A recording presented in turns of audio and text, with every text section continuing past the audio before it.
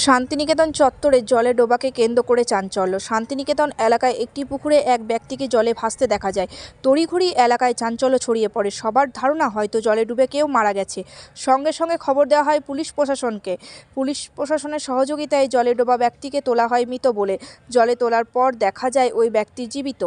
এই ঘটনায় আরও চাঞ্চল্য ছড়িয়ে পড়ে এলাকায়। ওই ব্যক্তিকে জল থেকে তোলার পর সে সোজা হয়ে নিজে থেকে বসে পড়ে। এলাকার লোকের ধারণা হয়তো নেশাগ্রস্ত অবস্থায় সে জলে পড়ে যায়। ঘটনাক্রমে দুর্ঘটনা ঘটতে পারত, কিন্তু সে ভাগ্যের জোরে বেঁচে গেল এ যাত্রায়। ওই জলে পড়া ব্যক্তিকে পুলিশ তুলে নিয়ে যায়। যাই হোক, কথায় আছে রাখে হরি মারে কে। কাজী আমিরুল ইসলামের রিপোর্ট, সিউড়ি টাইমস, শান্তিনিকেতন।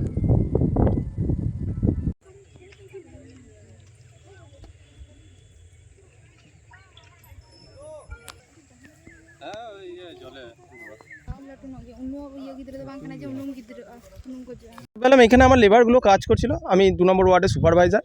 তো এখানে লেবারগুলো কাজ করছিল, ওখানে ময়লা ফেলে ওরা হাত ধুতে আসছিল, দেখলো যে এরকম একজন শুয়ে আছে। ওরা আমাকে ফোন করলো, আমি এলাম, আমি দেখলাম যে আমি ভাবলাম প্রথমে শুয়ে আছে, ও ঘুমাচ্ছে হয়তো। তো পরে দেখলাম যে না, একদম লড়াচড়া করছে না। আমি আমার কাউন্সিলরকে ফোন, না পরিচয় কিছু জানা যায়নি। আমি আমার কাউন্সিলরকে ফোন করলাম, কাউন্সিলর থানাতে ফোন করেছেন, অবশ্যই আসবেন ওনারা।